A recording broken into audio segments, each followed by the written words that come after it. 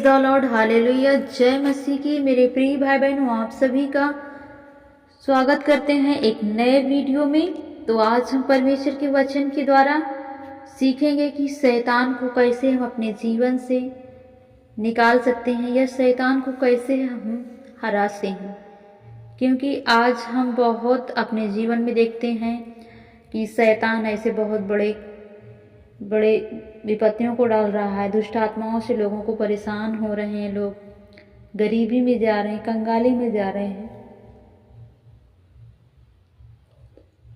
परमेश्वर आज आपको वचन के द्वारा बताएगा। जैसे वचन देखेंगे मरकुस 13 के 32 में। मरकुस 13 का 32। उस दिन या उस घड़ी के विषय में कोई नहीं जानता, न स्वर्ग के दूत और न पुत्र, परंतु केवल पिता जानता है।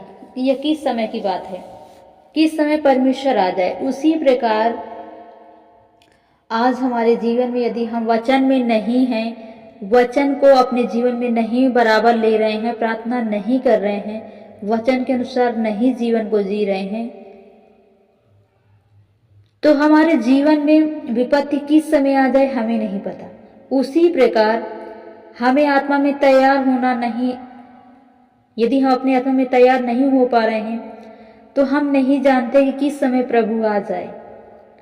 इसलिए हमें शैतान को हराना है तो हमें वचन को पढ़ना है, वचन में चलना है, वचन में बने रहना है, प्रार्थना करना है, ताकि हम जब प्रभु आए तो हम प्रभु के साथ स्वर्ग भी जा सके और दुष्ट आत्मा भी हमारे जीवन में ना आ सके।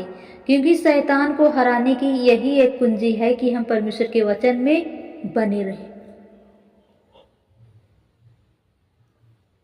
क्योंकि प्रभु का वचन कहता है तो मुझ में बने रहो और मेरा वचन तुम में बना रहे, तो जो चाहो मांगो वह तुम्हारे लिए हो जाएगा।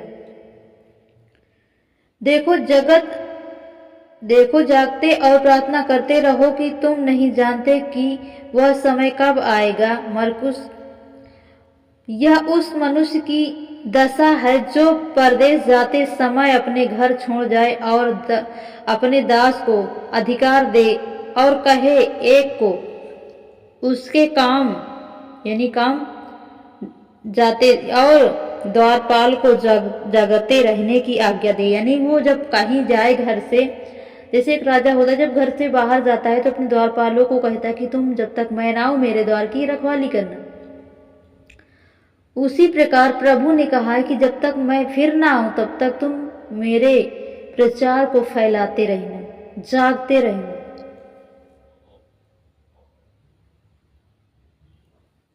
इसलिए जागते रहो, क्योंकि तुम नहीं जानते कि घर का स्वामी कब आ जाए, सांझ को या आधी रात को या मुर्गा बांग देने के समय भोर को। ऐसा ना हो कि वह अचानक आकर तुम्हें सोता पाए और जो तुमसे कहते हैं वह जो तुम्हारा कहता है वह सब तुम्हें सोते पाए। यानी आज जैसे हम प्रभु के वचन के अनुसार चल रहे हैं और जब हम प्रभु में चलना बंद कर देते हैं, वचन में चलना बंद कर देते हैं, तो हमारे जीवन में दुष्ट आत्माएं काम करना शुरू कर देती हैं। चाहे हम प्रभु के वचन में चलना, तो हमें चलना ही चलना है, चाहे हम दुख में हो, मुसीबत में हो, फिर भी हमें चलना है, ताकि परमेश्वर हमें गवाही के लिए इस्तेमाल करे, ताकि परमेश्वर अपनी ज्योति हम पर प्रकट करे। आप जैसे कहते हैं कि हम चर्च जाते हैं महीने में 2 बार 1 बार, तो हमें प्रार्थना करने की क्या जरूरत है? ऐसा नहीं है। हमें प्रार्थना बराबर करनी है, वचन को बराबर पढ़ना है, ताकि हम हर एक मुसीबतों से, हर एक समस्याओं से बच सकें और परमेश्वर हमें वो बल दे ताकि हम परमेश्वर की आज्ञाओं के अनुसार चल सकें। जैसे व्यवस्था विवरण 28 के 13 में लिखा है, और यहोवा तुझको पूंछ नहीं किंतु सिर ही ठहराएगा और तू नीचे नहीं परंतु ऊपर ही रहेगा। यदि परमेश्वर यहोवा की आज्ञाएं जो आज मैं तुम्हें सुनाता हूं उन्हें मानने में मन लगाकर चौकसी करो। आमीन।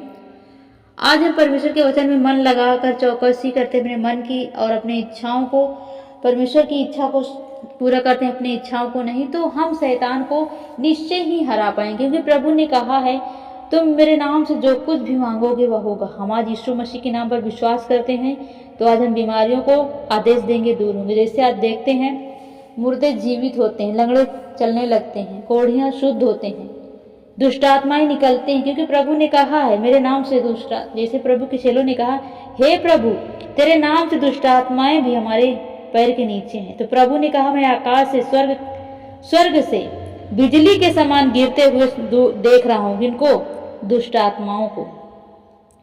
उसी प्रकार आज हमारे जीवन में प्रभु तभी काम करता है जब हम सच्चे मन से, सच्चे विश्वास के साथ खुदा को याद करते हैं।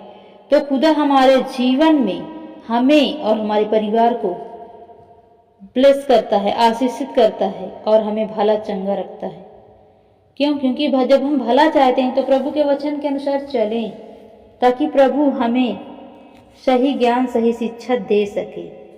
क्योंकि प्रभु का वचन कहता है मत डर, मत घबरा, मैं तेरे साथ हूं। आमीन।